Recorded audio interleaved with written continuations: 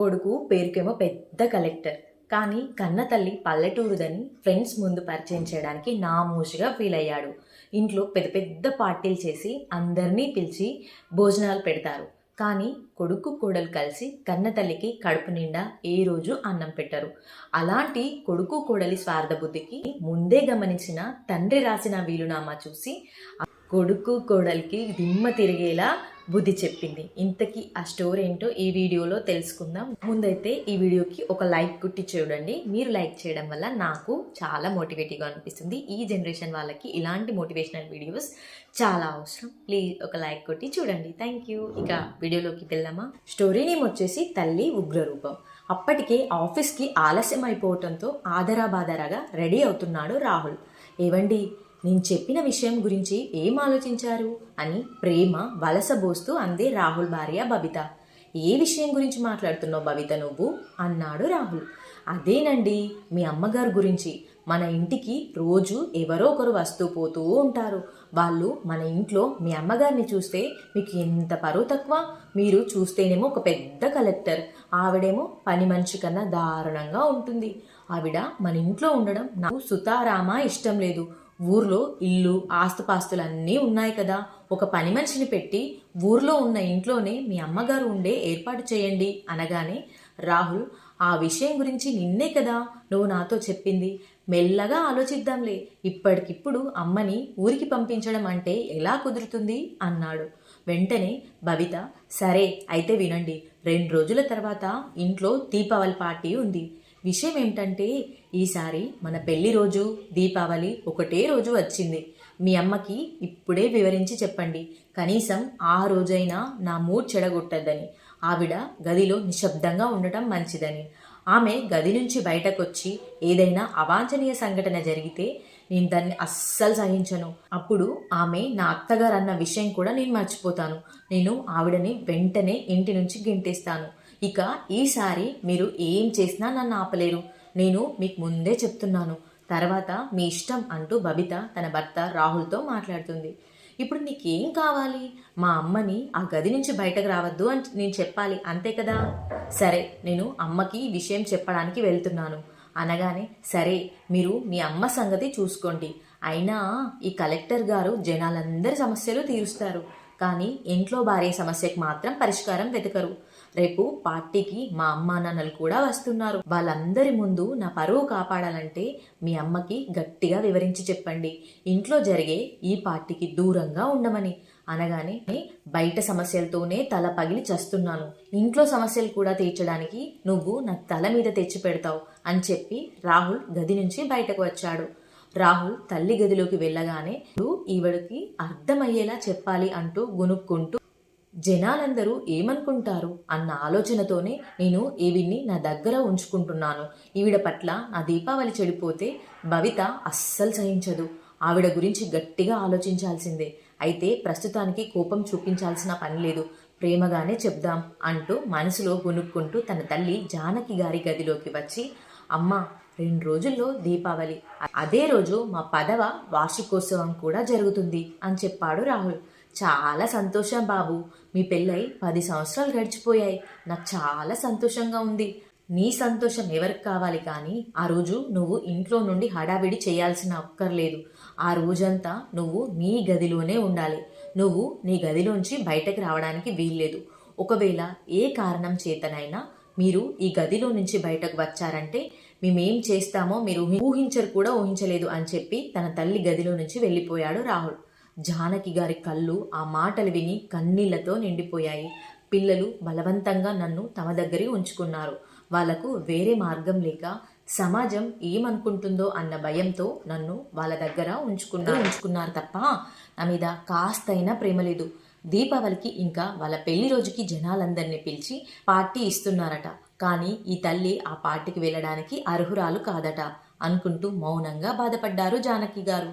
2 రోజుల తర్వాత ఆ రోజు ఆ ఇల్లంతా వంటల సువాసనలతో నిండిపోయింది. అందరి నవ్వుల శబ్దం జానకి గారి చెవులకు చేరింది. అయితే ఆ రోజు ఆ వేడుకలో భాగమయ్యే ధైర్యం, ఆ ఆనందం పంచుకునే అదృష్టం ఆమెకి ఎక్కడివి? ఆమె తన గదిలోనే నిశ్శబ్దంగా కూర్చుంది. కొడుకు కోడలు ఎన్ని ఆంక్షలు విధించినా ఆ వంటకాల వాసనలు ఆవిడని ఆకర్షిస్తున్నాయి. రాహుల్ చిన్నగున్నప్పుడు కొడుకుతో కలిసి దీపావళిని ఎంత సంబరంగా జరుపుకునేదాన్నో అనుకుంటూ ఆలోచించడం మొదలుపెట్టారు జానకి గారు. కొడుకు పెళ్ళయ్యాక కలెక్టర్గా మారాక పూర్తిగా మారిపోయాడు. ఈసారి దీపావళితో పాటు వారి వార్షిక ఉత్సవం కూడా కలిసి వచ్చింది కాబట్టి పార్టీ మామూలుగా కూడా ఉండదు. కొడుకు ఫ్రెండ్స్, ఆఫీస్ కొలీగ్స్, ఇంకా కోడలు తల్లిదండ్రులు, వారి తరపు బంధువులను కూడా ఆహ్వానించారు. కానీ జానకి గారికి మాత్రం ఆ పార్టీలోకి ఆహ్వానం లభించలేదు. కోడలు తల్లిదండ్రులకు కూడా జానకి గారి పట్ల ప్రత్యేకమైన అభిమానం లేదు. ఏది ఏమైనా జానకి గారు తన గదిలో నుంచి చాలా అరుదుగా బయటకు వచ్చేవారు. ఎందుకంటే ఆమె బయటకు రావడం చూస్తే కోడలికి చాలా కోపం వస్తుంది. ఎందుకంటే ఆవిడను ఎవరైనా చూడడం బబితకి ఇష్టం లేదు. తన అత్తగారు బయటకు రావడం వల్ల తన పార్టీ చెడిపోతుందని భావించింది. జానకి గారు తన భర్త, కొడుకుతో చాలా ప్రశాంతమైన జీవితాన్ని, ఆనందకరమైన రోజుల్ని జీవించింది. ఇప్పుడు ఆవిడ జీవితం ఆరిపోయే దీపంలా మినుకు మినుకుమంటూ ఉంది. కొడుకు పాత సెంటిమెంట్స్ అన్నీ తొలగించేసుకున్నాడు. కానీ జానకి గారు మాత్రం ఆ సెంటిమెంట్స్ని వదలలేకపోతున్నారు. జానకి గారు తన భర్త ఫోటో ముందు గదిలో ఒంటరిగా కూర్చొని, మీరు చూస్తున్నారా, మీ కోడలు ఏదైనా మార్గం ఉంటే మీ అమ్మని ఇంట్లో నుంచి బయటకు పంపించేయండి అని మన కొడుకుతో చెప్తుంది. కానీ వాడు జనాలు ఏమనుకుంటున్నారో, సమాజం ఏమనుకుంటుందో అన్న భయంతో నన్ను ఇంట్లో నుంచి బయటకు పంపించడం లేదని నాకు తెలుసు. అంత పెద్ద కలెక్టర్ తన తల్లిని చూసుకోలేకపోతున్నాడు అని అందరూ అనుకుంటారు. బహుశా ఈ కారణం వల్లే రాహుల్ నన్ను తన దగ్గర ఉంచుకుంటున్నాడు. ఇలా భర్త ఫోటోతో మాట్లాడుతూ ఉండగానే ఆవిడ కళ్ళల్లో నీళ్లు తిరిగాయి. అంతలో ఒక్కసారిగా బబిత తన గది తలుపు తెరిచింది. ఒక చీర తీసుకొచ్చి జానకి గారికి ఇచ్చి, అత్తయ్య, ఈరోజు మీరు ఈ చీర కట్టుకోండి అని చెప్పింది. ఒకవేళ పొరపాటున ఈ గదిలోకి ఎవరైనా వస్తే మీరు పాత చీర కట్టుకుంటే మా గౌరవం పోతుంది. మీరు శుభ్రంగా రెడీ అయ్యి ఇక్కడ కూర్చోండి. ఎవరైనా గదిలోకి వస్తే వాళ్ళు ఏమి అడిగినా నేనే సమాధానం చెప్తాను. నువ్వు అవును అని మాత్రమే సమాధానం చెప్పు, చాలు. ఎవ్వరికి ఏది వివరించి చెప్పాల్సిన పని లేదు అంటూ చెప్పింది బబిత. బబిత ఇంకా మాట్లాడుతూనే ఉంది. కానీ జానకి గారు కోడలి మాటలు వింటూనే ఆవిడ దృష్టి మళ్ళీ వంటల వాసన వైపు మళ్ళింది. ఒక్కసారిగా బబిత ఆవిడ భుజాల మీద చెయ్యి వేసి ఆవిడని కుదిపింది. అత్తయ్య, వింటున్నారా అనగానే ఆమె ఉలిక్కిపడి మామూలు స్థితిలోకి వచ్చి, అలాగే అమ్మా, నీకు ఇబ్బంది అవుతుందా అనుకుంటే నేను ఈ రోజంతా బయటికి రానులే, ఈ గదిలోనే కూర్చుంటాను. ఈరోజు దీపావళి పండుగ కోసం ఏమేం చేస్తున్నారు చెప్పు అనగానే బబిత, ఓ గాడ్, ఈరోజు చాలా చేస్తున్నాం, చాలా వెరైటీ ఫుడ్ ప్రిపేర్ చేస్తున్నాం. నేను ఈరోజు ఇంట్లో ప్రత్యేకమైన పూజను ఏర్పాటు చేశాను. అయినా సరే మీరు బయటికి రావాల్సిన అవసరం లేదు. మీ గదిలోనే పొరపాటున ఎవరైనా వచ్చినా ఎక్కువగా మాట్లాడకండి అనగానే జానకి గారు సరే అన్నట్లు తలూపారు. అమ్మా బబిత, మీ యానివర్సరీ పార్టీని వదిలే, నేను కూడా ఇవాళ ఇంట్లో జరిగే పూజలో పాల్గొంటాను అనగానే బబిత, ఏం అక్కర్లేదు, ఇవాళ పూజ కోసం కూడా నేను చాలా మందిని ఆహ్వానించాను. వాళ్ళందరి ముందు మీరు అక్కడ కూర్చుంటే నేను మిమ్మల్ని వాళ్ళకి ఏమని పరిచయం చేయాలి? మిమ్మల్ని అత్తగారు అని చెప్పుకుంటే నా పర్వంతా పోతుంది అంది బబిత. జానకి గారు బాధతో ఏం మాట్లాడలేక మౌనంగా కూర్చున్నారు. బబిత అక్కడి నుంచి వెళ్ళిపోయింది. కాసేపటికి పని మనిషి కాంచన గారి గదిలోకి వచ్చింది. అప్పుడు జానకి గారు, నాకు చాలా ఆకలిగా ఉంది, తినడానికి ఏమైనా తెచ్చి పెడతావా అన్నారు. ఉదయం నుంచి ఒక బ్రెడ్ ముక్క, ఇంకా ఒక కప్పుడు టీ మాత్రమే తాగాను అనగానే కాంచన అక్కడి నుంచి బయటకు వెళ్ళి కాసేపటి తర్వాత అక్కడికి మళ్ళీ తిరిగి వచ్చి ఫుడ్ ప్లేట్ని జానకి గారికి ఇచ్చింది. పెద్దమ్మగారు, భోజనం చేయండి అని చెప్పింది. జానకి గారు కాంచన వైపు ఆశగా చూశారు. పెద్దమ్మగారు, ఇప్పుడే వంటకాలన్నీ రెడీ అవుతున్నాయి.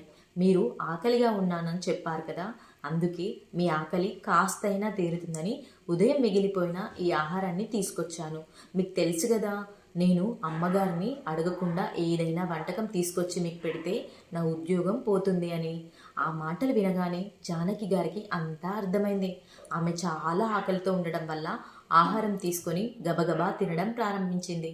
ఆవిడ అలా తినడం చూసి కాంచన కళ్ళల్లో నీళ్లు తిరిగాయి. ఆమె ఆలోచించడం ప్రారంభించింది.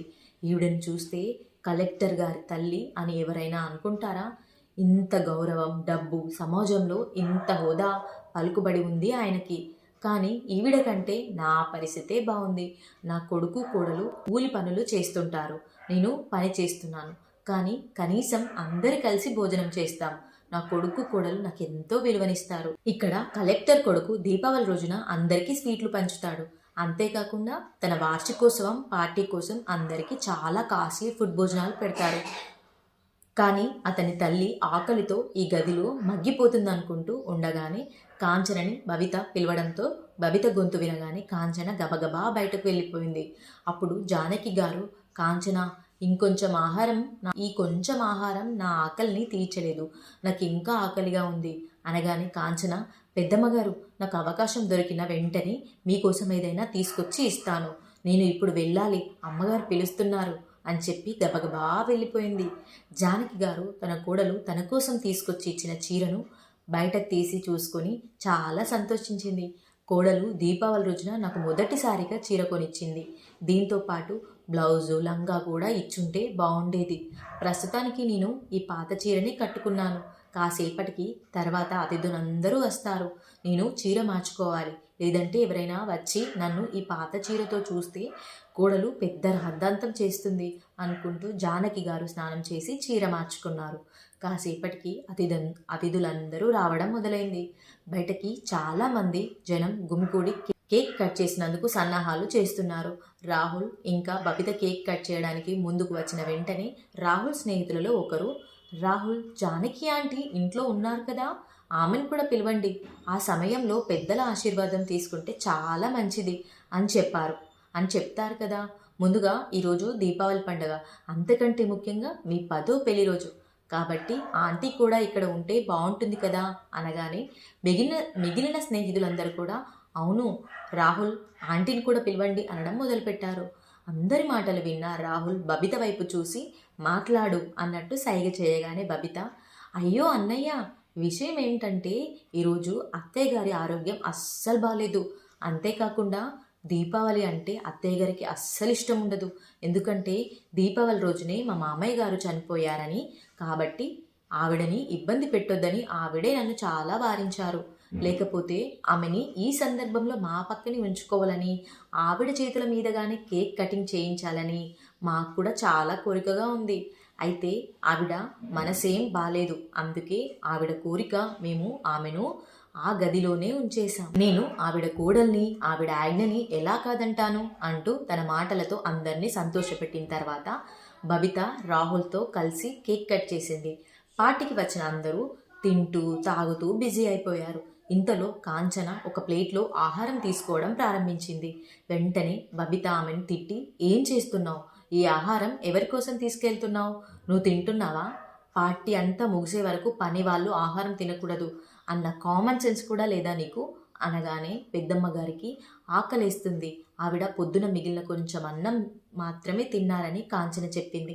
కొంచెం ఆవిడకు సరిపోతుందిలే, ఈ వయసులో అతిగా తింటే అరగదు, రేపేదైనా ఆరోగ్యం బాగలేకపోతే చూసేదెవరు, నిశ్శబ్దంగా ప్లేట్ అక్కడ పెట్టేసి నీ పని నువ్వు చూసుకో, అత్తయ్య గారి సంగతి నేను చూసుకుంటాను.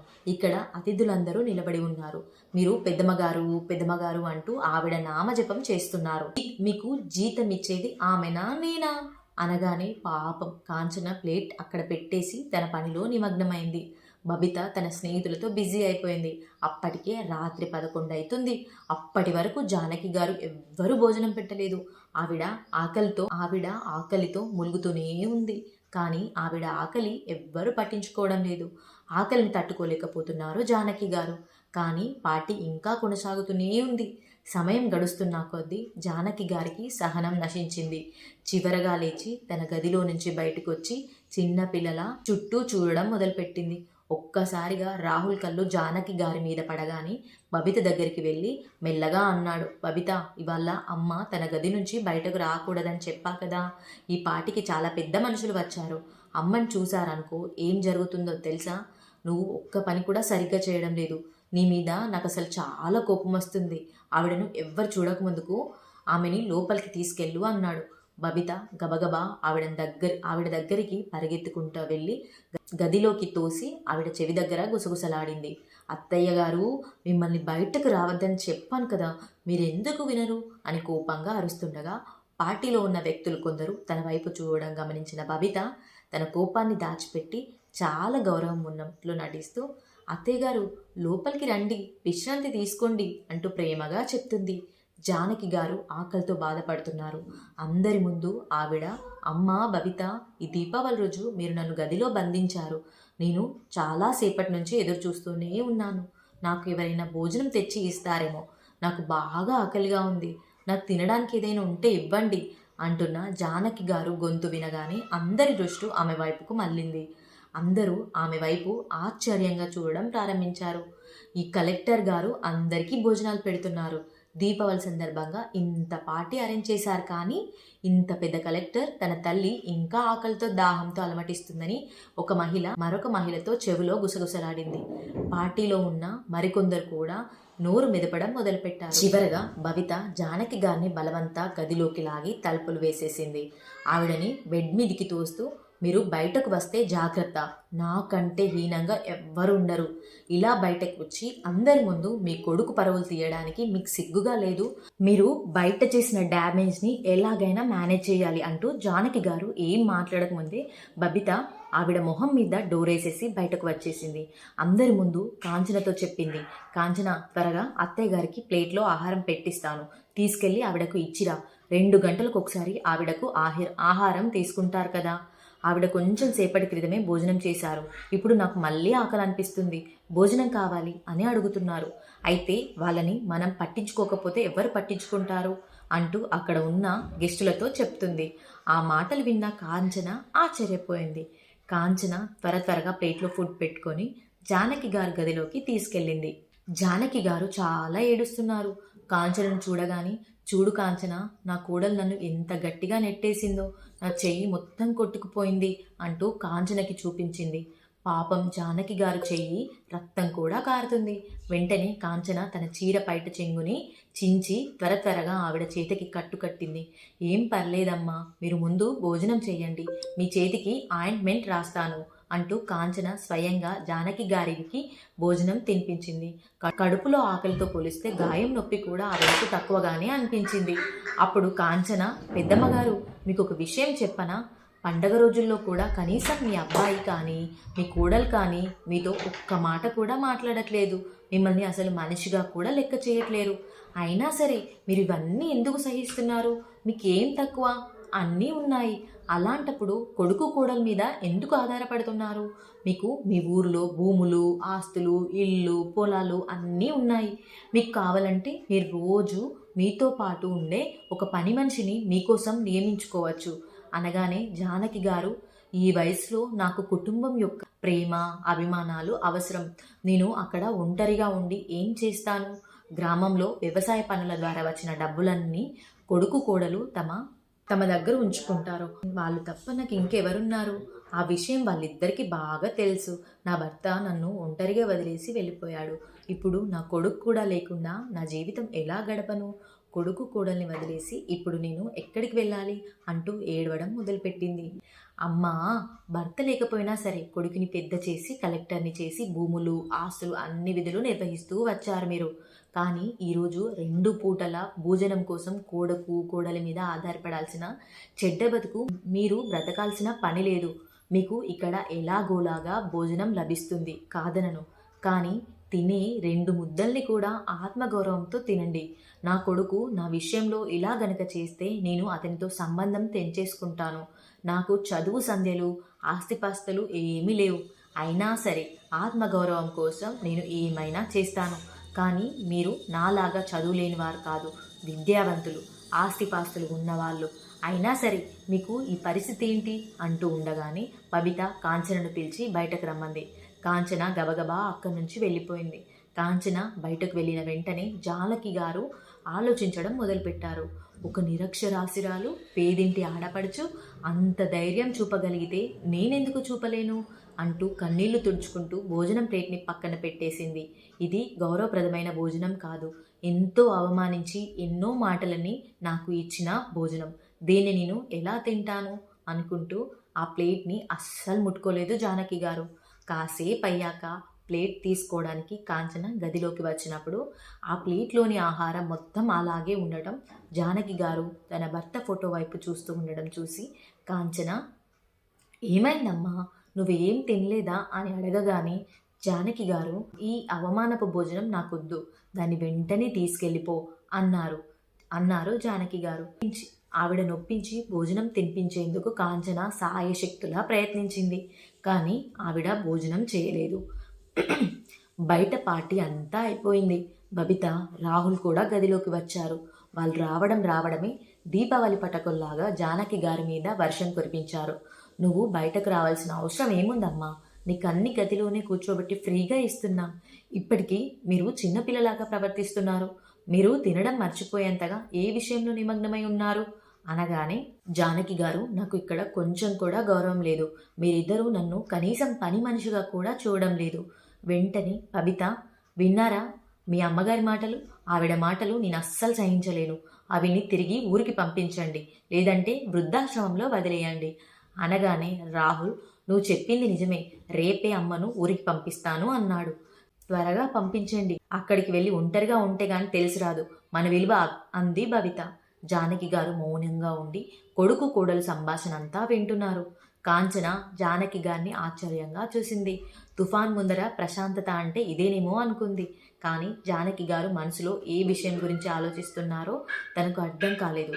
తర్వాత రోజు రాహుల్ జానకి గారిని ఊరికి పంపించాడు. గ్రామానికి చేరుకున్న జానకి గారు మొదట తన లాయర్ని పిలిపించి తన భర్త రాసిన వీలునామాని చదివారు. అప్పుడు జానకి గారికి అర్థమైన విషయం ఏంటంటే, తన భర్త ఆస్తిపాస్తులన్నీ జానకి గారి పేరు మీద రాసి ఉన్నాయి. జానకి గారు తదనంతరం ఆ ఆస్తులన్నీ ట్రస్ట్ పేరు మీదకి వెళ్తాయి. వృద్ధులు మరియు అనాథ పిల్లల్ని చూసుకుంటుంది ఆ ట్రస్ట్. భర్త రాసిన వీలునామా చూసి జానకి గారికి చాలా ఆశ్చర్యపోయారు. బహుశా తన భర్తకి తన కొడుకు కోడలు స్వభావాలు ముందుగానే తెలిసేమో అనుకుంది. జానకి గారు అప్పటి నుంచి ఆ ట్రస్టుని చూసుకోవడం మొదలుపెట్టారు. ఒకరోజు జానకి గారు కాంచనకి కబురు చేసి పిలిపించారు. కాంచన ఊరికి వచ్చి జానకి గారి బాధ్యతలన్నీ తీసుకొని జానకి గారితోనే కలిసి జీవించడం మొదలుపెట్టింది. జానకి గారు ఇప్పుడు ఆత్మగౌరవంతో కూడిన శాంతికరమైన భోజనం తింటున్నారు. ఆ తర్వాత జానకి గారు వ్యవసాయ భూముల్లో వచ్చే ఆదాయాన్ని రాహుల్కి పంపించకుండా తనతో పాటే ఉంచుకున్నారు. రాహుల్ తన ఖాతాలో డబ్బులు పడకపోవడంతో అతను ఇంకా బబిత ఇద్దరూ ఊరికి చేరుకున్నారు. ఊరికి రాగానే జానకి గారి గొప్పతనం చూసి రాహుల్, అమ్మా, అసలు ఏం జరుగుతుంది ఇక్కడ? ఈసారి వ్యవసాయానికి సంబంధించిన డబ్బులు నా అకౌంట్లోకి రాలేదు. నా అకౌంట్లో డబ్బులు ఎందుకు రాలేదు? ఇంత పెద్ద నిర్ణయాలు తీసుకునే ముందు నువ్వు నన్ను అడగాలి కదా అనగానే జానకి గారు, నేను ఎందుకు అడగాలి బాబు అన్నారు. అసలు ఎవర్రా నువ్వు? ఇప్పుడు ఈ డబ్బంతా నా అకౌంట్లోనే ఉంటుంది అనగానే, ఇప్పుడు ఆ డబ్బుతో నువ్వేం చేస్తావు అంటూ అడిగాడు కొడుకు. తను నివసించే ఇంట్లో సగభాగం పేద పిల్లలకి స్కూల్ కోసం ఇచ్చారు. పిల్లల కోసం స్కూల్ కోసం ఇచ్చారు అత్తయ్య గారు అంది బబిత. కోడలా, జాగ్రత్తగా మాట్లాడు. ఈ ఇల్లు మీ నాన్న నీ కట్నం కింద ఇవ్వలేదు. ఈ ఇల్లు నాదే. రాహుల్, ఏమన్నావు నువ్వు? నేను నిన్ను అడగాలా? ఎందుకు అడగాలి నిన్ను? ఈ ఆస్తి నాది కాబట్టి నేను దాన్ని నా ఇష్ట ప్రకారం ఖర్చు పెడతాను.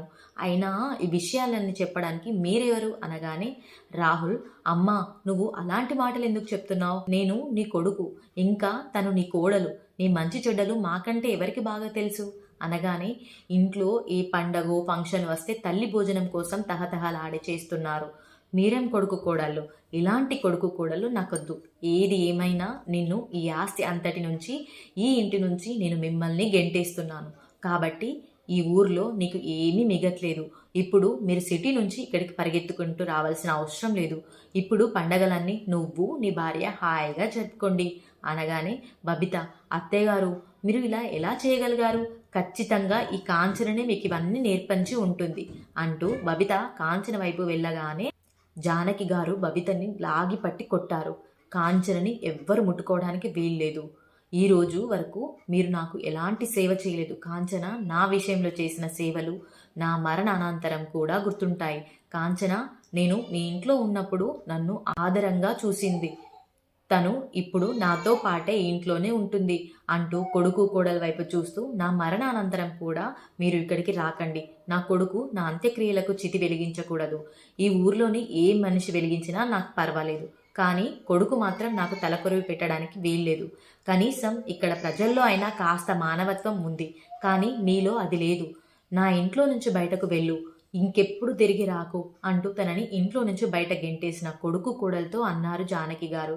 జానకి గారి ఉగ్రరూపం చూసి కొడుకు కోడలు ఇద్దరూ తలించిపోయారు. అప్పుడు జానకి గారు 2 చేతులు జోడించి, నన్ను ఇక్కడ ప్రశాంతంగా బతకనివ్వండి, మళ్ళీ నా జీవితంలో జోక్యం చేసుకోకండి. ఈ రోజుతో మీకు నాకు ఉన్న సంబంధం ఏదైనా కాస్తో కూస్తో ఉంటే అది కూడా తెగిపోయింది. మీరు వెంటనే నా కళ్ళ ముందు నుంచి వెళ్ళిపోండి అని చెప్పారు జానకి గారు. జానకి గారి విషయంలో కొడుకు కోడలు చేసిన క్రియలకు ఫలితంగా జానకి గారిని ఆ రోజు నుండి ఇంటికి వెళ్ళగొట్టిన కొడుకు కోడళ్ళు వట్టి చేతులతో తిరిగి సిటీకి బయలుదేరారు. ఇంకెప్పుడు తిరిగి తల్లి దగ్గరికి రాలేదు. కాంచన భర్త జానకి గారికి సేవలు చేస్తూనే ఉన్నారు. కొడుకు కోడలు తల్లి పట్ల తమ బాధ్యతను సరిగ్గా నిర్వర్తించినప్పుడు ఆస్తిలో తమ హక్కులను మాత్రం ఎలా పొందగలుగుతారు? కాబట్టి జానకి గారి భర్త సంపాదించిన ఆస్తులు జానకి గారు చనిపోయాక కూడా ఒక్క రూపాయి కూడా కొడుకు కోడలికి చెందలేదు. ఆ ఆస్తి మొత్తం ట్రస్ట్కే ఇచ్చేశారు. ఇదండి ఈరోజు కథ నచ్చితే ఒక లైక్ చేయండి. ఇలాంటి వీడియోస్ ఈ జనరేషన్ వాళ్ళకి చాలా మోటివేటివ్గా అనిపిస్తాయి. ప్లీజ్ ఈ స్టోరీ పైన మీ విలువైన అభిప్రాయాన్ని ఒక కామెంట్ రూపంలో తెలియచేయండి. అంతకంటే ముందు మీరు ఎక్కడి నుండి ఏ ఊరు నుండి అయితే ఈ వీడియోని చూస్తున్నారో కూడా ఒక కామెంట్ చేయండి. Thank you.